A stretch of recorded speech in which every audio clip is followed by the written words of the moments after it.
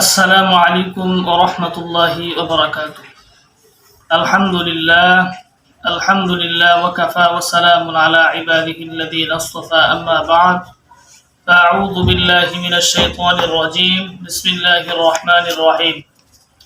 ইয়া আইয়ুহান নাসু ইন্না খালাকনাকুম মিন যাকারিন ওয়া উনসা ওয়া জা'আলনাকুম শুউবান ওয়া ক্বাবাইলা লিতা'আরাফু ইন্না আকরামাকুম 'ইনদাল্লাহি আতকাকুম ইন্নাল্লাহা আলীমুন খাবীর।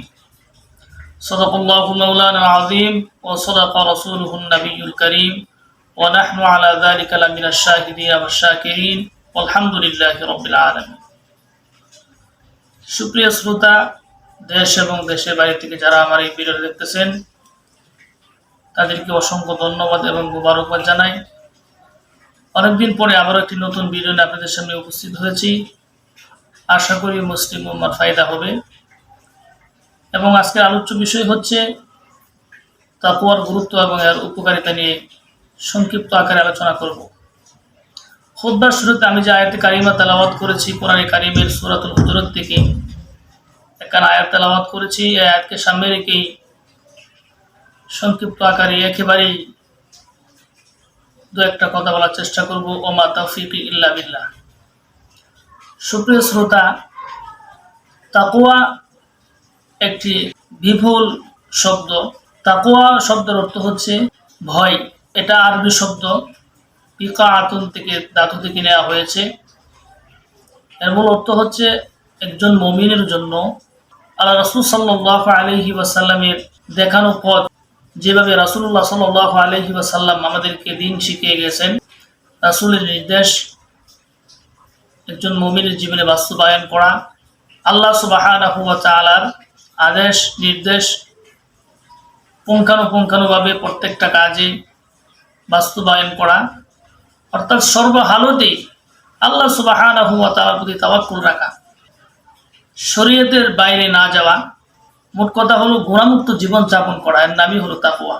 আল্লাহ সুবহানাহু ওয়া তাআলা আয়াতে বলেন, ইয়া আইয়ুহান নাস, হে লোক সকল, ইন্না খালাকনাকুম মিন যাকারিন ওয়া উনসা, আমি তোমাদেরকে এক নারী এবং এক নর থেকে সৃষ্টি করেছি।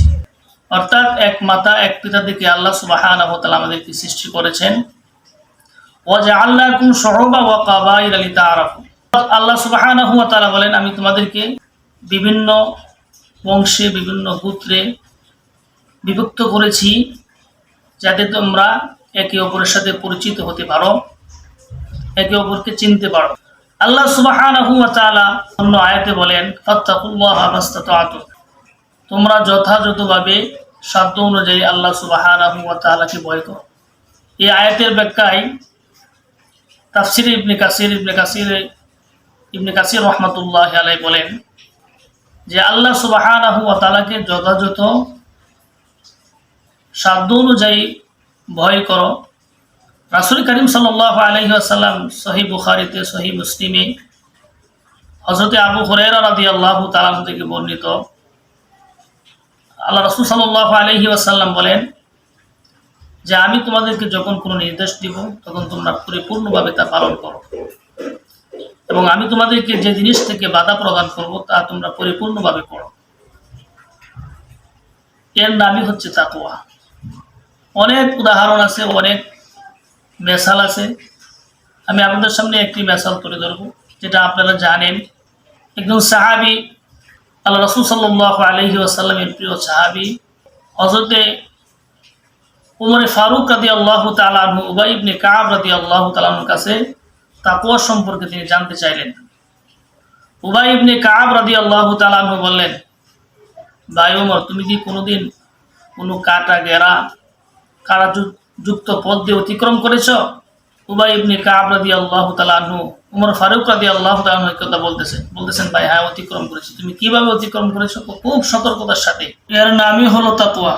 আল্লাহ সুবহানাহু ওয়া তাআলা আয়াতের পুরো অংশে বলেন, ইন্না আকরামাকুম ইনদাল্লাহি আতকাকুম, নিঃসন্দেহে তোমাদের মধ্যে হতে সে অধিক সম্মানী যে বেশি মুত্তাকি।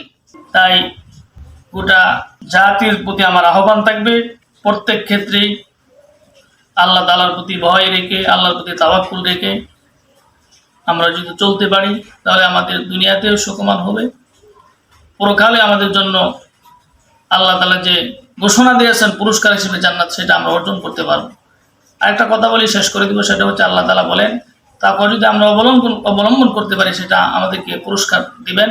সে পুরস্কার হলো ইয়া আইয়ুহাল্লাযীনা আমানু ইন তাত্তাকুল্লাহা ইয়াজআল লাকুম ফুরকানা।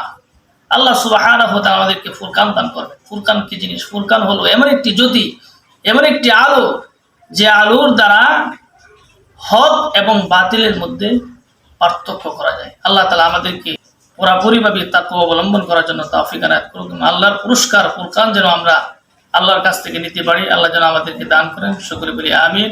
আসসালামু আলাইকুম ওয়া রাহমাতুল্লাহি ওয়া বারাকাতুহু।